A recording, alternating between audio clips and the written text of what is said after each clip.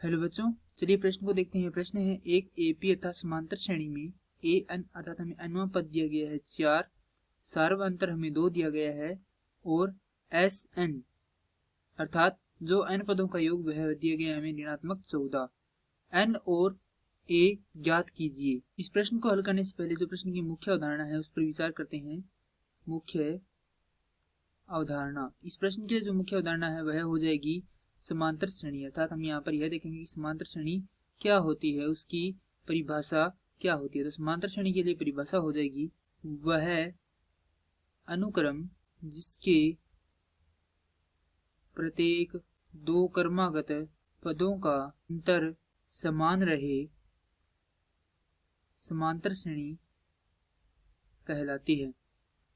तो हमने यहाँ पर समांतर श्रेणी की परिभाषा देखी। अब इसका थोड़ा रूप के बारे में विचार कर लेते हैं। तो इसका यह इस रूप में होती है ए प्रथम, ए द्वितीय, ए तृतीय। यहाँ पर ए प्रथम, द्वितीय, तृतीय ये इसके पद हैं और यह nवें पद तक चलती है। जो प्रथम पद है हम उसे ए द्वारा निरूपित करते हैं, द्वितीय पद को ए जोड़ डी, डी जहाँ पर सार्वंतर है, तृतीय पद को ए जोड़ 2d अर्थात जो प्रथम पद है उसमें 2 बार अगर हम सार्वंतर को जोड़ेंगे तो हमें तृतीय पद प्राप्त हो जाएगा श्रेणी का। और nवें पद के लिए इसी प्रकार सूत्र हो जाएगा ए जोड़ n घटाव 1 गुणा में डी। अब जो हमें प्रश्न में मान दिए गए वह लिखते हैं। पहला है ए एन बराबर 4, दूसरा दिया गया डी बराबर 2 अर्थात सार्वंतर 2 दिया गया है। एस एन हमें दिया गया है ऋणात्मक 14। हमें ज्ञात करना है एन और प्रथम पद ए। तो यहाँ पर जो ए एन है उसके लिए सूत्र होता है ए जोड़ एन घटाव 1 गुणा में डी। और जो n पदों का योग है अर्थात एस एन उसके लिए सूत्र होता है n बटा 2 गुणा में 2a जोड़ n घटाव 1 गुणा में d। अब यहाँ से सर्वप्रथम इस सूत्र में मान रखते हैं। तो ए एन का मान हमारे पास 4 है बराबर a का मान हमें ज्ञात करना है जोड़ n का मान हमें ज्ञात करना है घटाव 1 गुणा में 2। हल करेंगे तो हमारे पास यह प्राप्त हो जाएगा a जोड़ 2n घटाव 2 और यहाँ पर आएगा 4।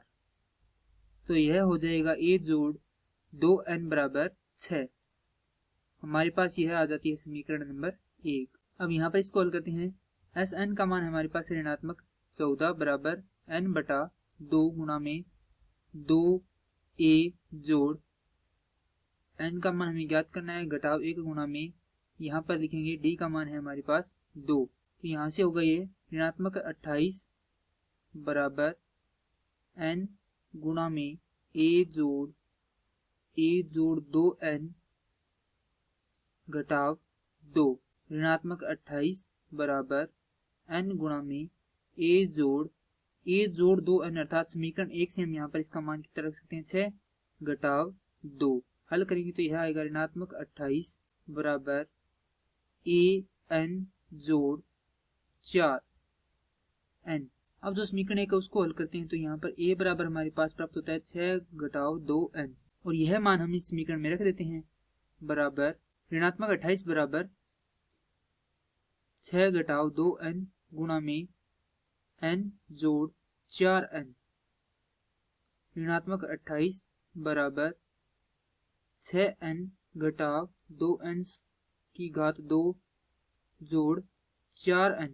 हल करेंगे तो यह हो जाएगा 2n की घात 2 ऋणात्मक 10n घटाव 28 बराबर 0। इसे हल करेंगे तो यह हमारे पास समीकरण प्राप्त हो जाएगी n की घात 2 घटाव 5n घटाव 14 बराबर 0। n की घात 2 घटाव 7n जोड़ 2n घटाव 14 बराबर 0। हम यहाँ पर इस जो समीकरण है इसके गुणनखंड कर रहे हैं। तो यहाँ पर n की घात 2 माफ कीजिए, यहाँ पे n हम क्या ले रहे हैं बार बेनिश ले रहे हैं n घटाव 7 जोड़ 2, यहाँ पे बेनिश लेंगे n घटाव 7 बराबर 0। तो यह हो जाएगा n जोड़ 2 और n घटाव 7 बराबर 0। n जो है वह ऋणात्मक नहीं होगा, इसका मतलब जो n है वह n घटाव 7 है वो किसके बराबर हो जाएगा 0 के बराबर हो जाएगा। अतः यहाँ से n का मान हमारे पास 7 प्राप्त हो जाएगा और यह मान हम इस समीकरण में रख देंगे। तो इस समीकरण से हमारे पास प्राप्त होगा a बराबर 6 घटाव 2 गुणा में 7 अर्थात a बराबर हो जाएगा 6 घटाव 14। हल करेंगे तो यह हो जाएगा ऋणात्मक 8, अर्थात हमारे पास जो श्रेणी का प्रथम पद है वह हो जाएगा ऋणात्मक 8 और जो यहाँ पर जो कुल पद है इस श्रेणी में वह हो जाएंगे 7। प्रश्न में हमें n और a के मान ज्ञात करने, तो यहाँ पर a का मान है ऋणात्मक 8 और n का मान है 7। मैं आशा करता हूँ कि यह प्रश्न आपको समझ में आया होगा। धन्यवाद।